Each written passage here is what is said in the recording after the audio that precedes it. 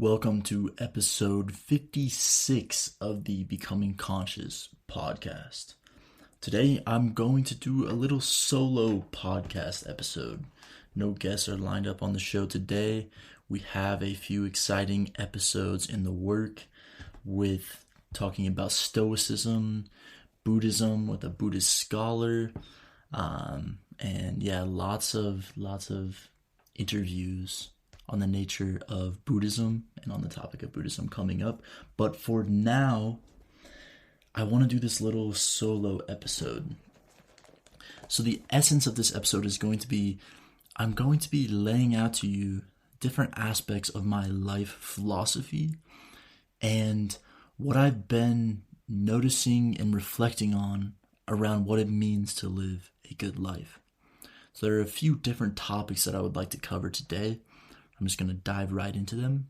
The first one is drive. There's something that I'm noticing, which is without drive, without this deep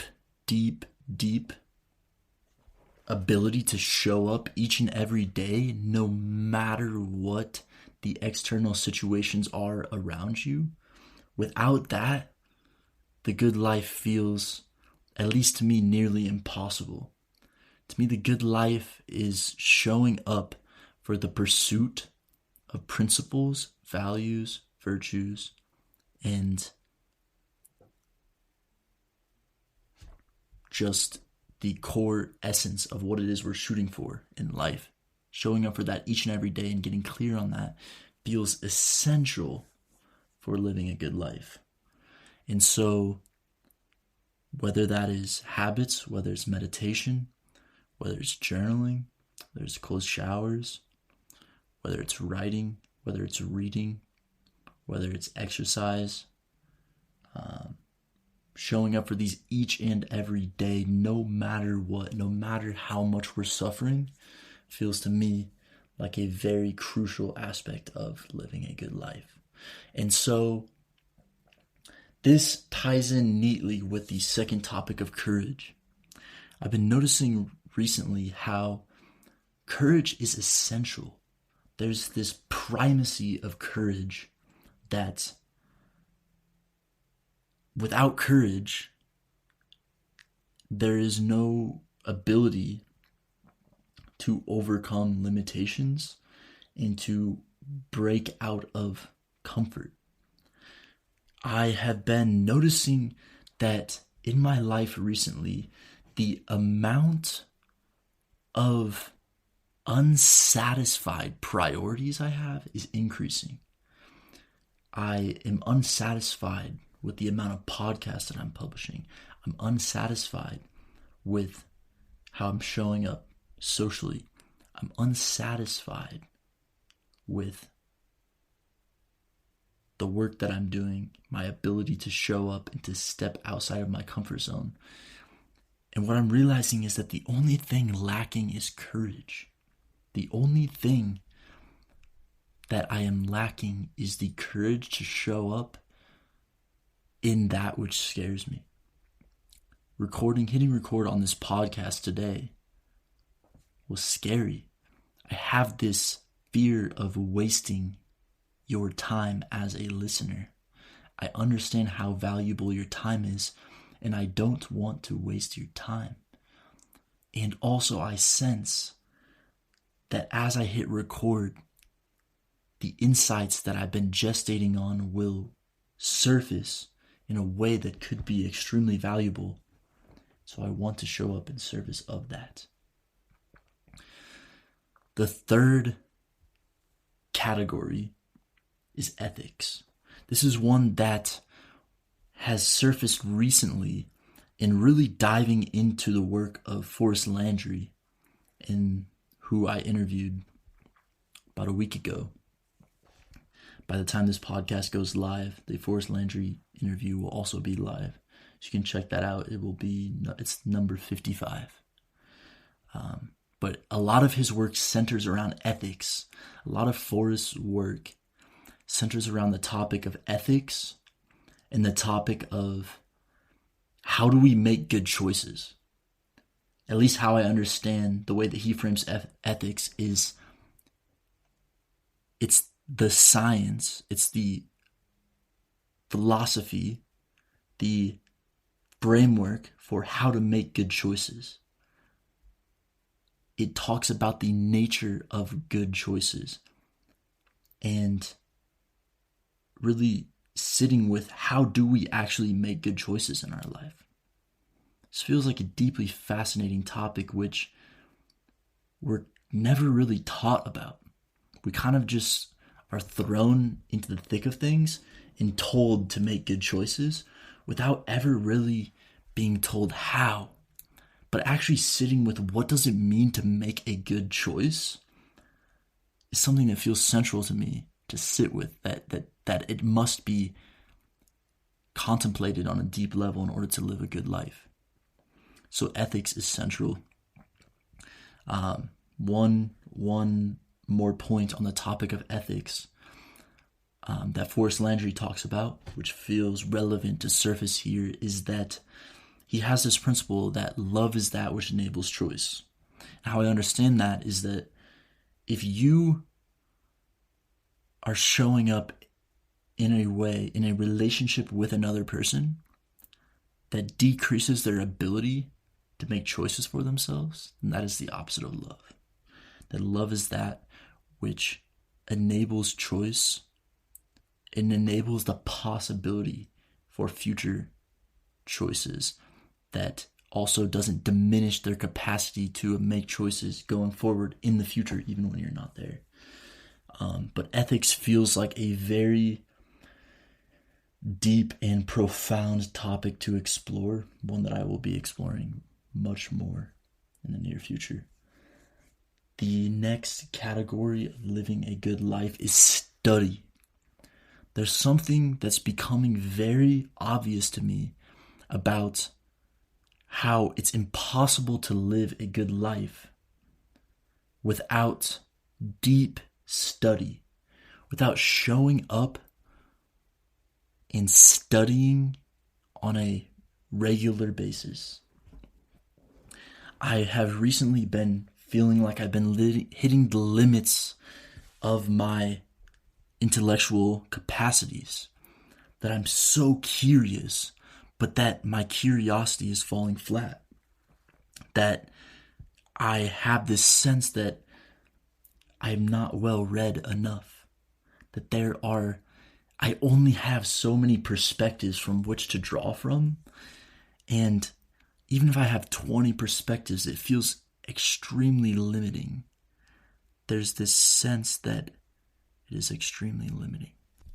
And this brings us on to our next point, that of dialogue.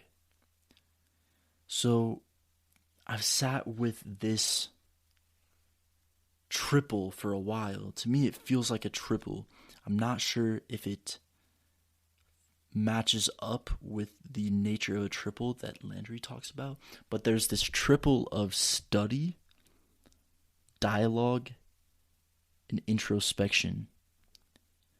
Study being really sitting with the ideas of different paradigms, of different philosophical systems, of different perspectives, really sitting with different perspectives long and hard in a way that you really process them and genuinely internalize them. That's step one. Step two is actually introspecting and noticing the way that those paradigms are shaping your perception, your way of showing up. And then the third is dialogue. That actually, without dialogue, narcissism is inevitable. This is something that I've sat with for a while now. That without dialogue, how could you not become narcissistic? Narcissism is a natural byproduct of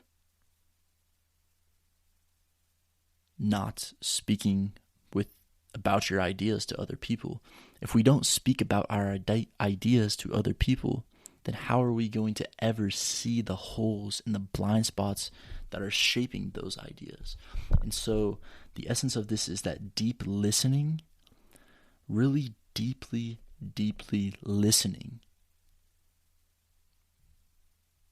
to another person, not someone speaking through a camera, but someone in your life that you're genuinely curious about, really deeply listening and getting their worldview feels extremely important when it's balanced with study and introspection, or study and creativity, synthesizing ideas in your own words, which is largely what the motivation behind this podcast is.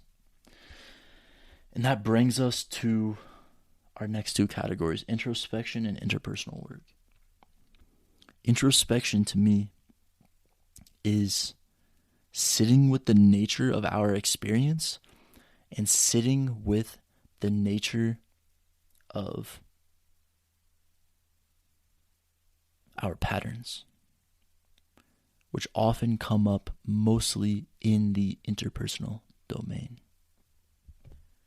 Now, the next one, introspection and interpersonal work, seem to go together, and I'm going to start with introspection. There's something about introspection as being a meta skill. It's not a specific skill that you learn, but it's the ability to witness the patterns and the ways that your mind works and the source at the root of your thoughts, emotional states, and experiences. There's something here around, for example, let's say you judge a certain type of person. Maybe people that go to the gym, people that don't go to the gym, people that are too new age, people that are atheist, people that are religious. I imagine 99% of us, maybe every single one of us, to some degree, judges others. I know I judge others a lot. There are these like micro subtle judgments that occur when we just go about life. Certain people tend to trigger us. Certain people tend to annoy us more than other people. Becoming aware of these judgments is introspection, is an aspect of introspection.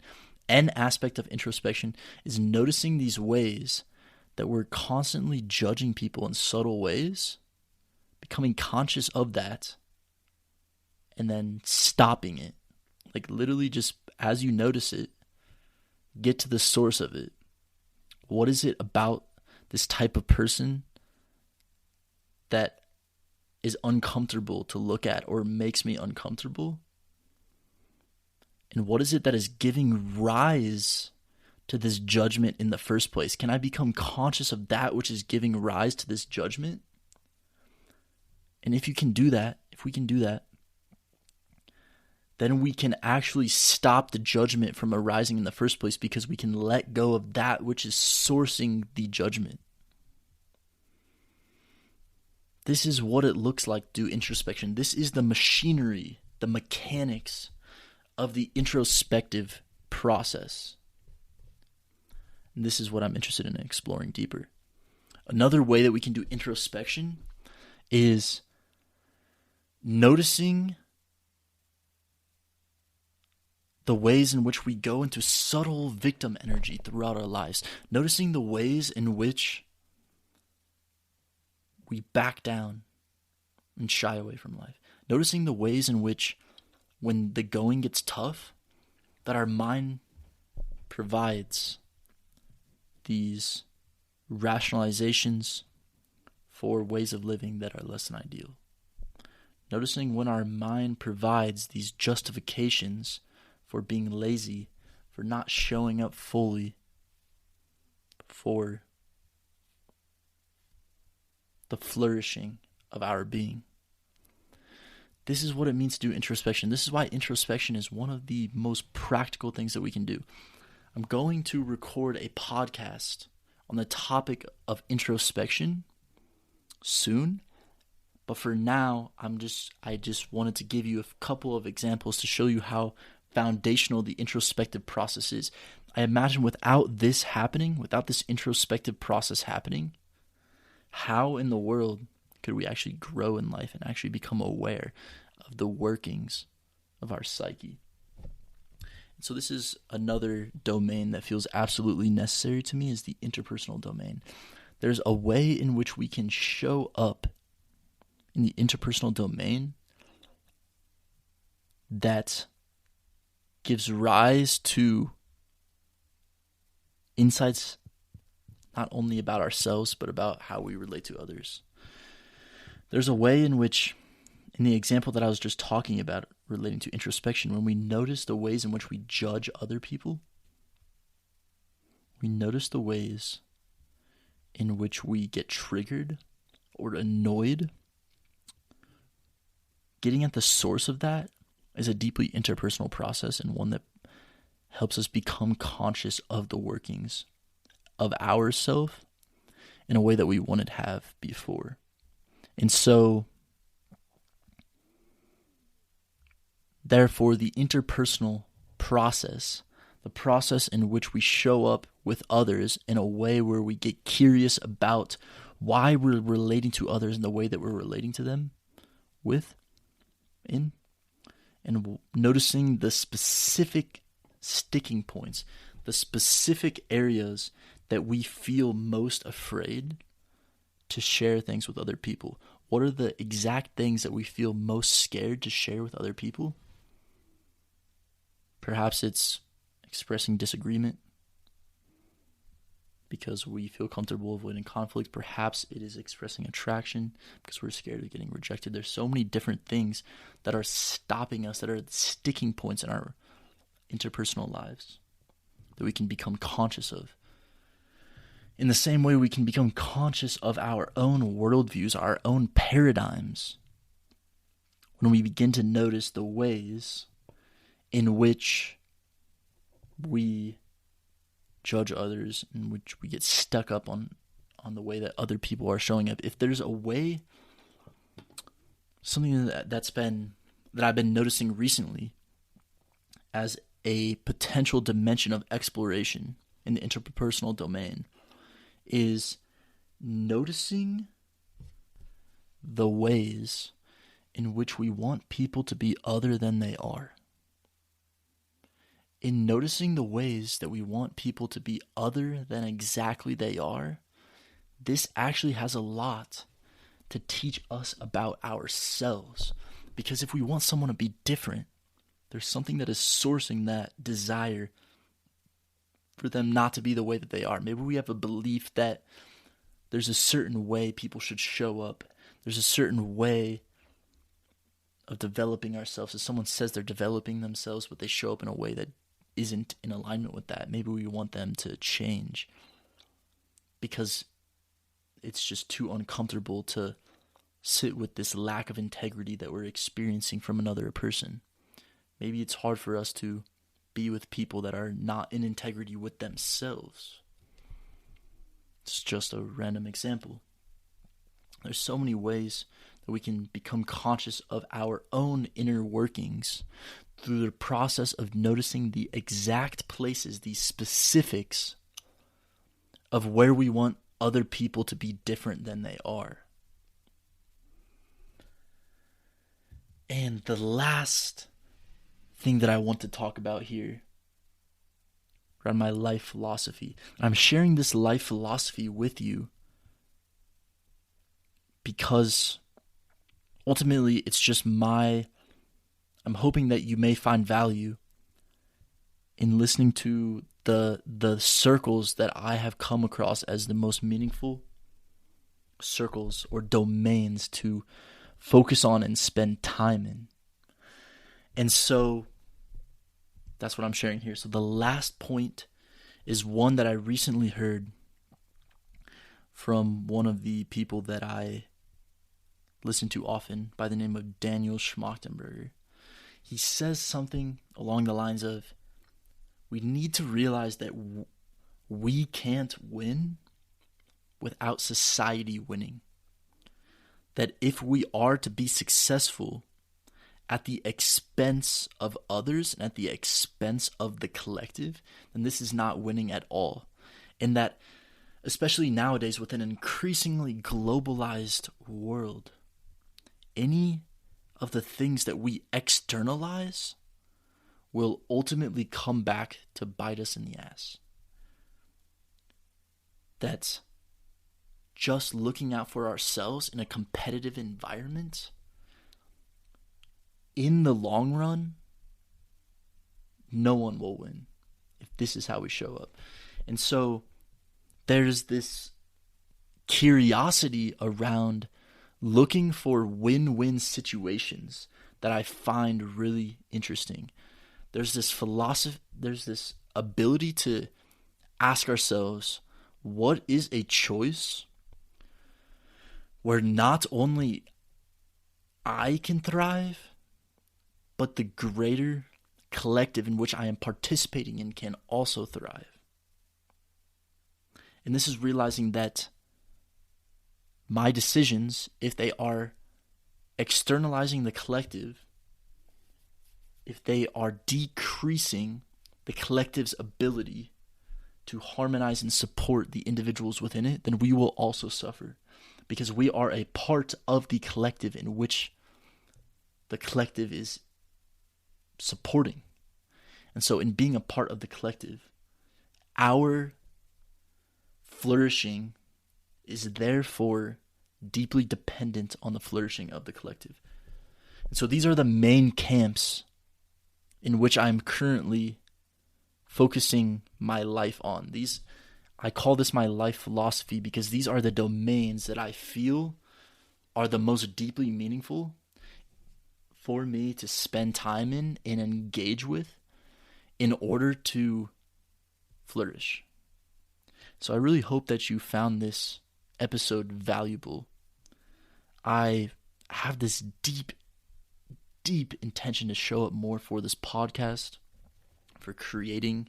Got a book in the works, and I had this deep desire to really figure out how to share the insights that I'm having on a daily basis with you, the listener, in a way that is deeply valuable, that is deeply supportive of your own flourishing. And that is my mission here with this podcast, is to really support your flourishing, to give you the tools, the protocols, the philosophy, the theory behind not only how to live with depth and wisdom, but also how to enact practices and protocols that help you develop this wisdom and this depth in your own life on a daily basis.